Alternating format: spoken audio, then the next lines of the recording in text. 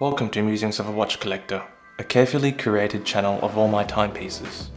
I will be showcasing each piece in detail to understand its historical and cultural significance.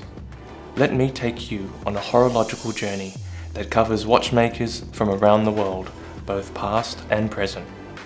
So join me on my meanderings, Musings of a Watch Collector. Hi everyone, I'm Michael and welcome back to another episode of Musings of a Watch Collector.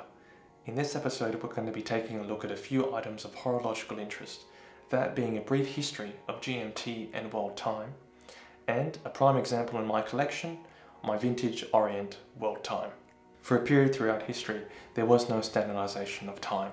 Rather, countries and regions relied on solar time or the position of the sun to determine whether or not it was dawn, noon or dusk. Now you can imagine this would have caused a lot of confusion, particularly with the advent of important infrastructure such as aviation, maritime and the railroads. It was only towards the end of the 20th century, in 1884, that the Greenwich Mean Time, or GMT, was established. This created 24 distinct time zones around the world, which ran along the lines of longitude.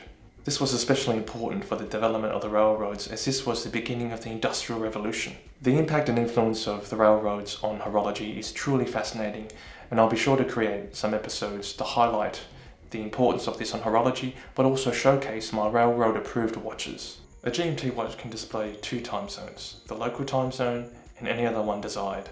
This is done by an additional hand, which is distinguishable from the second hand. However, on a World Time watch, it can show multiple time zones simultaneously.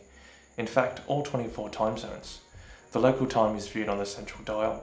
However, there is usually another set of 24 numbers representing each hour in a day, known as a 12-hour dial, and the outer dial consists of the names of cities which represent their respective time zone.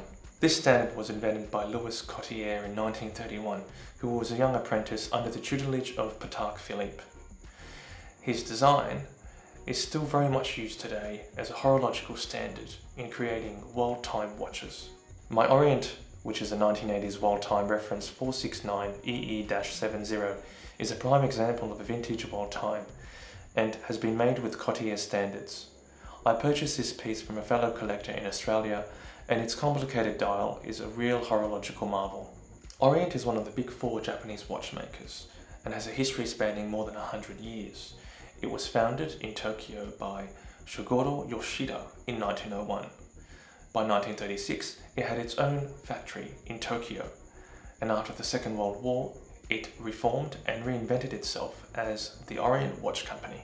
What I really admire about Orient is that it's a true Puritan for watchmaking tradition. It didn't jump on the quartz bandwagon in the 1970s or 1980s, and still to this day, it has only ever made mechanical watch movements in-house. Speaking of movements, my Orient World Time is powered by a very successful and long-standing movement by Orient, and that is the 469-43 caliber. It runs on 21 joules and at 21,600 beats per hour or 3 Hz. It has a power reserve of up to 40 hours. The movement is housed in a 41mm stainless steel case, and the dial is protected by a flat sapphire crystal. It is water resistant to 5 bars or 50 meters. There is a day and date complication at the 3 o'clock, as well as an unsigned crown, a push button at the 2 o'clock to set the day, and a crown at the 4 o'clock to rotate the outer dial. This is my first and definitely not my last Orient.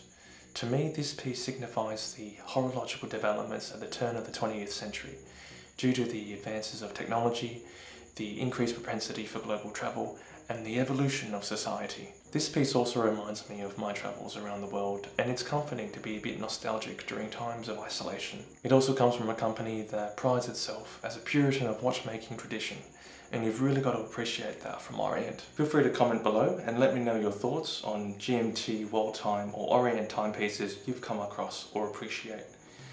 Feel free to like my video or subscribe to my channel. Also, check out my official Instagram and website, links provided below. Well, that's a wrap. I'm Michael, signing off for Musings of a Watch Collector. Thanks for watching. See you next time.